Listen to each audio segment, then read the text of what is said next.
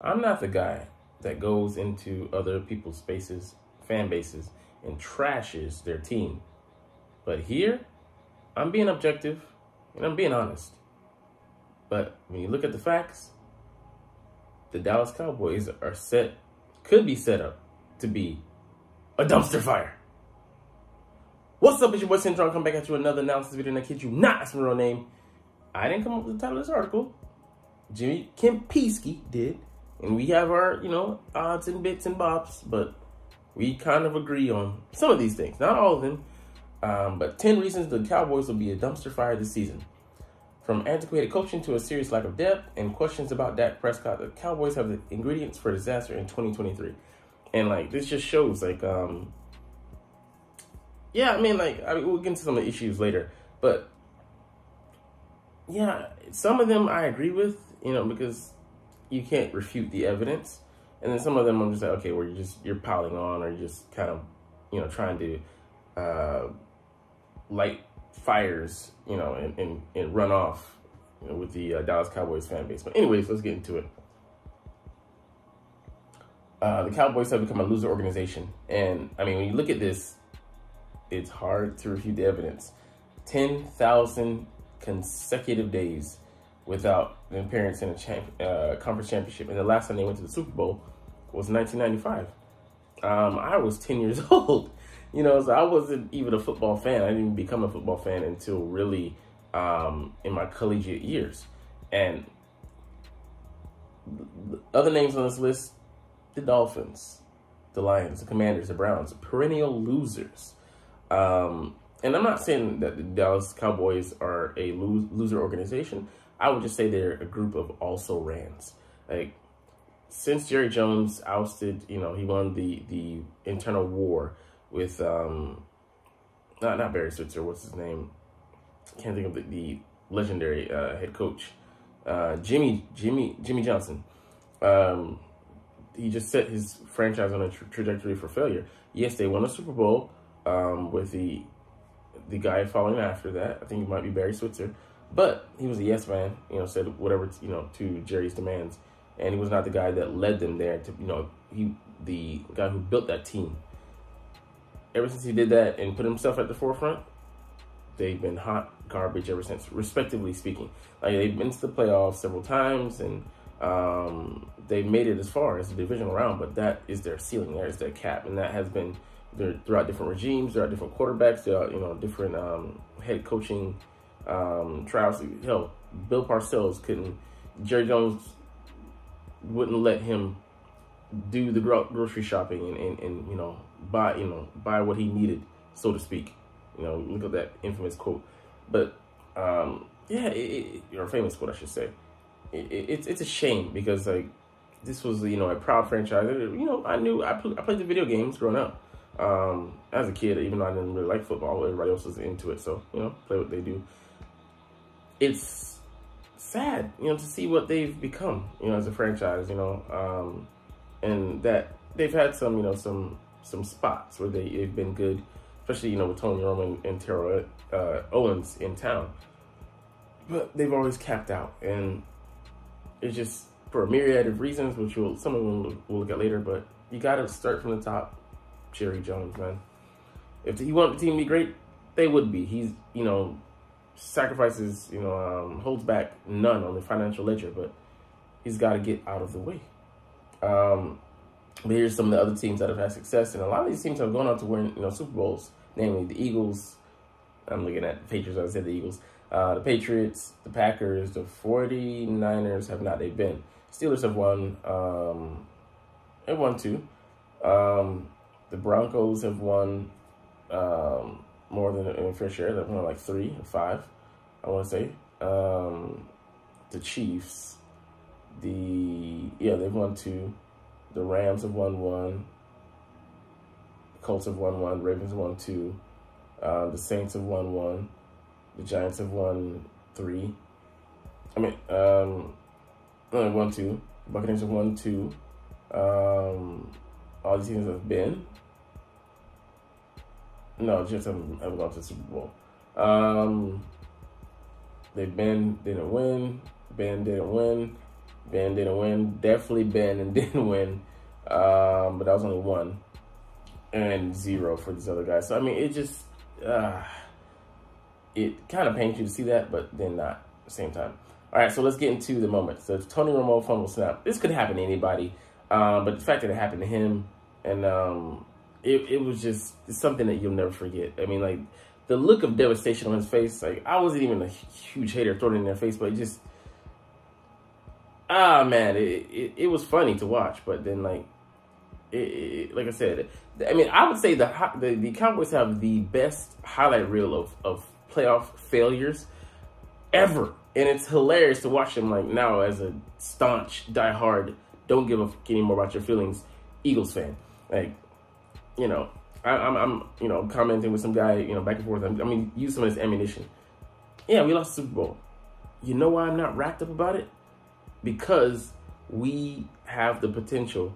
We have a great roster, maybe the best roster in the NFC. I mean, it's up for debate at least. It's, you know, I would say it is, but, you know, other people say it's maybe not clear cut. But we have to say we're at least top 3, or top 5 at least. Top 3, come on, most likely top 2. But I'll put us at the top. But we have a great chance to go back. And yeah, like you can look at history and all this stuff. That being said, we still have the pieces in place. What the f does Dallas have? And we'll get into the reason why. Like, I mean, like, you're only as good as where you left off. And man, what a fucking cliffhanger. All right, number 2, Dez didn't catch it. I mean, they got robbed here. Let's just be honest. Like I said here, 2023, this is a catch. The fact they were waffling on it, I mean, that's just horrible, bro. That is horrible. But it fits with the fortunes of Dallas. They got screwed on this one. So, I mean, it is what it is. But, I mean, it could happen to anybody. I mean, you could put this maybe similarly in the category, but even though it wasn't, you know, to that level, let's play in the Super Bowl, you know, some of the things that we suffered because of certain things that the NFL decided to put in place, like those horrible field conditions. But, you know, it is what it is. I'm just calling it out. Just calling it out. All right, number 3, the Cowboys run out of time. Golly, like I said, a comedy of errors, man. And what a way to end the game. Super wild card. Golly, how do you let the game, like, not have your QB who was he a 5th year guy, but 4th year starter. So he should know, like, the rules and know, like, have presence of mind awareness, situational awareness. He slides, doesn't clock it, you know. We run to the line, try to, you know, get off a play to dead the ball, run out of time, and, like, he just started looking at the camera like, damn, I just gaffed, didn't I? Yeah, you fucked up royally. I mean, at least I didn't have to suffer some shit like that. And I mean, yeah, there's no words for it. But it's not that it gets worse, but it doesn't get any better when you go to moments. And we're gonna hit on some recent classics, man. Golly, 1 seed, 1 and done. So, like, the 2016 Packers, it faced them. Yeah, and the number 1 seed Cowboys go down again. We're not even mentioning when they were up against, I forget whoever. They lost against the Giants. I mean, that was a tough fought game. Terrell Owens and Tony Romo, but didn't make it. But yeah, like, this sentence here just kills me. You can actually see the very short-lived glimmer of hope in the fans' face in the background when I think for a split second that his kick was going to miss. All right, I gotta play it. I mean, I usually don't do it, but let's do it. Focus on this section here. This is pissing. Damn it. Golly. You gotta be upset, bro. I mean, it's just, racks you. Look at Dak's face.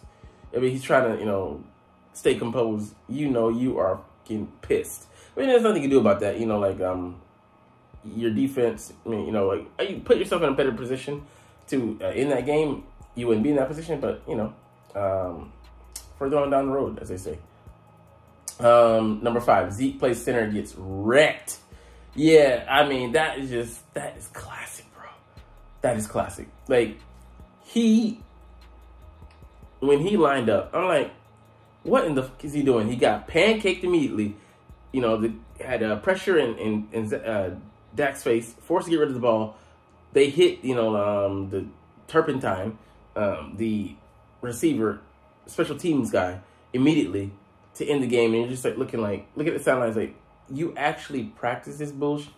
You dedicated practice time to, like, I mean, it wasn't just a one-off. Like, you know, they went through, you know, the cycle and whatnot. And this is what you came up with? This is the best you fucking had? Man, you gotta feel bad for him, bruh. You gotta feel bad. But then at the same time, fail, Cowboys fail. Golly. All right, Mike McCarthy is still the head coach. Yeah, I mean, the guy doesn't really inspire. Like I said, he went on a run with Aaron Rodgers and won the Super Bowl that one year. Then since then, I mean, I don't know since then, but total 10-8. I think when he got hired. Now, maybe a losing record. He just doesn't inspire confidence. So, but yeah, like they're talking about his stats here, and Dallas hasn't reached the NFC Championship. We knew that, but here's how he wants to call games in 2023. He's been where Kellen Moore has been. He's like, you know, you think you know so much when you're the play caller, but you know, when you're the head coach and the play caller, you're more in tune. Okay. I don't want to be the number one offense in the league. I want to be the number one team in the league. And if we got to give up some production and take care of the ball better to get that, then that's what we will do. On face value, that makes sense. Okay. It's fun as hell to, you know, be pass heavy. Time possession goes to hell. But we got to have ball security. We need to be a top 5 team, and that's a skill. So, like what in the hell? He wants to run the ball more, basically. But in a pass first league, I mean, if you want to bring back the days of 3 yards per carry and a cloud of dust, and it just we've seen this before when what's his name, can't win with him, can't do it, Mike Singletary. I had to do that to revive that memory, but like he was a guy who, you know, wanted to run the game, run the ball 3 yards in a cloud of dust. That's what it is, the saying. And we saw how that worked. You know, he wasn't long. I think a year and a half, and then they canned him. Those archaic offenses don't exist in the NFL nowadays. And it's funny, and it's pointed out many times here. This year, when Dallas passed on first down, they had the second highest down set conversion rate in the NFL behind KC. When they ran, they dropped 22nd. Like that. I'm not saying go purely by the numbers, be, you know, purely analytics based, but that should tell you that the day and age we're in now, you're actually defeating yourself. I mean, nobody's getting in your way. You're saying that I'm going to take away my best option and eschew that for something that puts me at 22nd in the league. Hey, but you want to keep McCarthy on board? He's a yes man for Jerry, just like Barry Switzer was. Switzer. Have at it, man. I'm all for ineptitude. Keep on at it. Makes our jobs easier. But yeah. So, but also the idea that defense will get more rest if the offense runs the ball is illogical. So, I mean, like, whether you do 3 and out by pass or by run, it's going to be the same 2 minutes. Yeah, it's insane that this guy thinks that, you know, he's outsmarting everybody, that he's forward thinking in the league, or he's, you know, reviving some kind of offense that, you know, is going to bowl over everybody.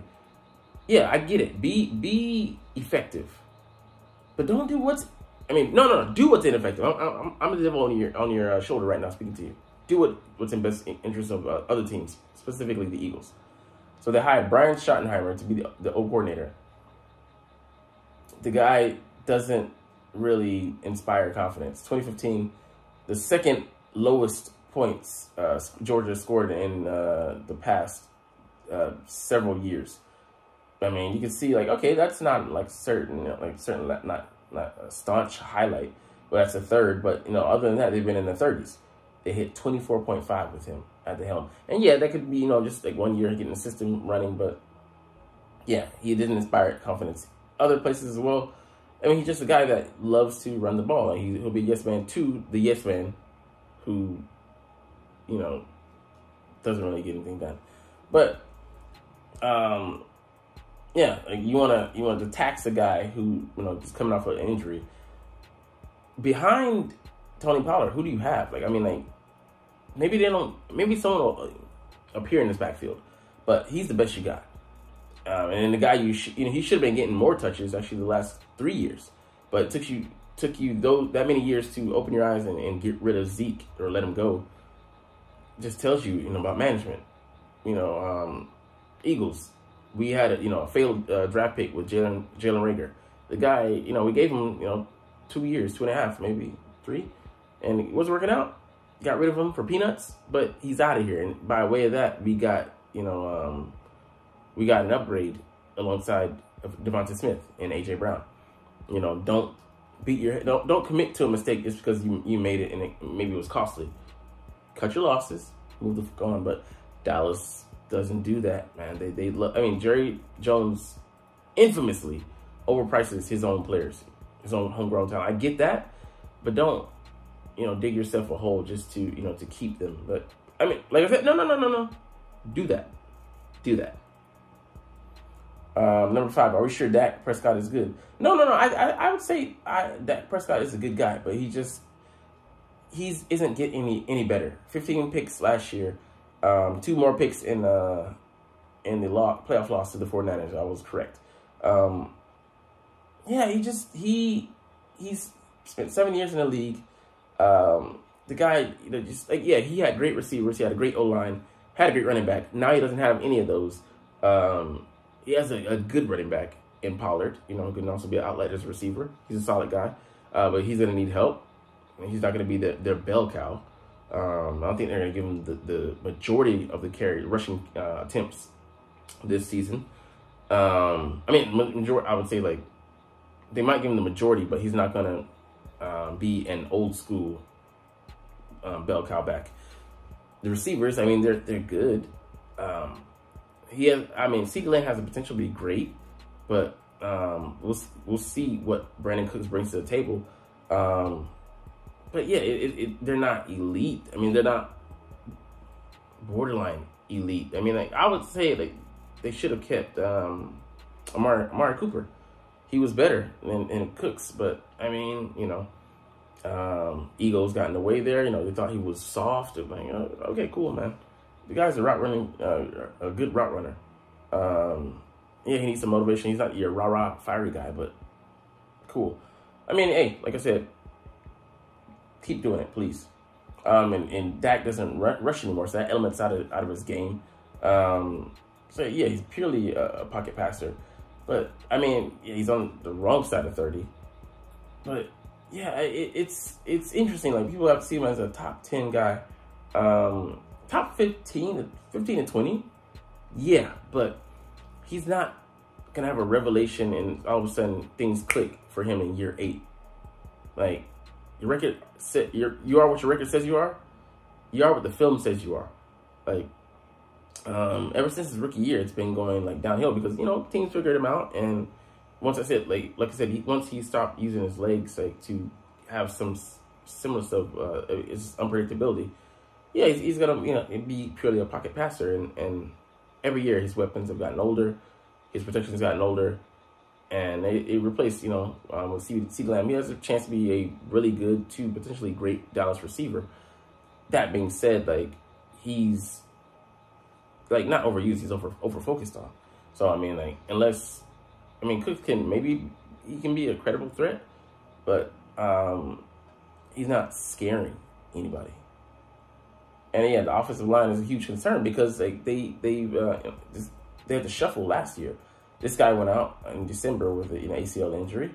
So I think he tore all 3 ligaments. Ugh. Zach Martin's getting older. He's still a goodie, an oldie now though. Still a goodie. He's the best lineman they have. This guy is a jag, just another guy.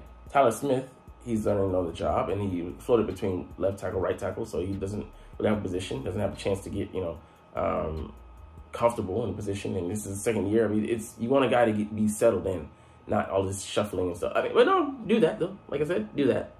And Tyron Smith, the guy's getting older. He hasn't finished the season, hasn't played the majority of games in, I want to say 5 years now. So I mean, and the guys that you have backing them up, another thing that they don't have is depth. Anytime like Dallas loses one of their starters or a key guy, they struggle because they don't have the depth like the Eagles do. Like, especially last year, we had depth, Even the year we won the Super Bowl, we had guys that stepped up. So we had surprising level of depth. Depth I didn't even know we had. So, I mean, that's always been one of the weaknesses because they're so top-heavy. Like, the top 10 guys in the roster are making the majority of the money, and then they don't have quality backups. They don't have good development. I don't know where it goes awry there in Dallas, but that's your problem to figure out. But it's interesting. But yeah, that's Tyron Smith's. Golly, look at that picture. He literally is a walking mash unit. Kicker. Yeah, this was another comedy of errors. He started missing kicks in the last game of the season. It was interesting. And then he, found the PATs and he missed 4 straight in the Tampa Bay game. And you're like, you're counting on him, like, at this point. You couldn't, I mean, they were up. They didn't need him. But, yeah, still no confidence. So, yeah, he was out of there. He's going to be gone. So they need a guy to bring in. Just like a lot of, when things go wrong in Dallas, they go extremely wrong. Depth aside, like I said, they just don't, the development, like, why are you, it should be easier to find a guy that, you can trust, a kicker. You can try out so many guys, and so many guys don't go undrafted. Just have somebody devote, an intern or whatever, devote that, that part of their day to scouting, or whatever. But hey, it is what it is. The backup QB, Cooper Rush. I believe he was solid, but Jimmy doesn't believe so. He turned the ball over. His decision making, they made him look better than what he actually was. I mean, that's fine, but that's their job, to make the guy, not look unstoppable, but cover for his weaknesses. And I think they did that. I mean, they did that adequately. The guy went 4-1. Came up to against a stone wall when he played us. But I mean, I have more faith in him than actually this guy does. But I wouldn't want to put that to the test over the court. When people were saying like, he's better than that, I'm like, okay, y'all are dumb now. Y'all are just being. But I was like, again, go ahead, split your own fan base. Light yourself on fire. I don't give. I'm gonna let yourself immolate. I'm not gonna come to just spit on you to put you out. But yeah, I mean, like, he got not humbled, but they got humbled. Like, okay, well, we swept, we do some backup. I would say over the court, if he had to back up for longer than that, I don't think he would be a quality backup. I feel more confident in Marcus Mariota, even though he wasn't the best quarterback, even last year, though he did light up the Seahawks. The 49ers defense did well against him. I feel more confident in him than I do in Cooper Rush over the duration of more than a handful of games. But, another thing, rookie Mozzie Smith, check your expectations. The D-tackles don't produce in their first couple of years. It takes them at least 3 years to like really solidly absorb the information, be able to make use of their knowledge and react, and like that. So I mean, this is a list of guys and the number of sacks they had. Nobody really stands out on this list because it takes time. It's a difficult position to adapt to and learn. So, temper your expectations or don't. Like Jordan Davis, I didn't expect him to come in and be a world beater, but he did play surprisingly well down the stretch until he got hurt in the Steelers game. Same team, new season. Like, it just, like I said, I mean, like we were saying, they never have depth. Quarterback, running back, offensive line. I mean, like, you're gonna need. I mean, quarterback maybe not, but in lieu of recent history, okay, shore that up. Running back, I mean, they don't have the money to invest anybody be on Tony Pollard. They gave him $10 million on a franchise tag, but you know, you could say it's poorly invested, but I mean, they believe he's worth it. Would I do it? I don't think so. But I mean, there's only one guy I would have done it for, and he was a rookie. The offensive line in detail above. I mean, yeah. So like, they don't have any quality depth behind the starters, and then even the starters are questionable, and they're not star-studded like they used to be. The tight ends, yeah, they have, you know, rookie and like other guys, backups. They're just, you know, they're nothing special. So potential weak spot, I agree. Starting linebackers, they're better than the Eagles, I would say. Yeah, definitely. But serious injury histories, yeah, like Wolfman, yeah. And you just outside of Michael Parsons, what do you really have there? Like, I mean, like, guys, like, they're solid, but yeah, like, you know, also they can get injured. Corners are good, but behind them, no depth. I mean, like, but it makes sense. So while they're like a flailing franchise right now, outside of their hollow success, I mean, they make it to the playoffs. Like I said, I project them 10 wins this year, wild card, but I expect them to be one and done. And that's not me being a homer. It's just I don't expect them to have sustained success, and then for them to be able to overcome their flaws. And it's the strength of their roster. They have a competitive roster, but they have, you know, a couple of things that curtail their season by way of injuries. They're going to be left on a sinking ship, and their coach isn't the best coach. He doesn't really inspire, and he's a yes man, like, you know, so he's not innovative and doesn't take chances, you know, and he wants to go back to an antiquated offense. But like I said, these are all things that work out great for the Eagles. So, hey man, you're not even watching now, especially if you're a Dallas fan. You might be pissed. You clicked off at some point. I don't care. Anyways, as I always say, it's fly, Eagles, fly, and let's motherfucking go. Like, comment, share, and subscribe if you like. Thanks for watching. Check me out at Cintron, Cintron Anime, Cintron Life, or Cintron Laughs, or other social media.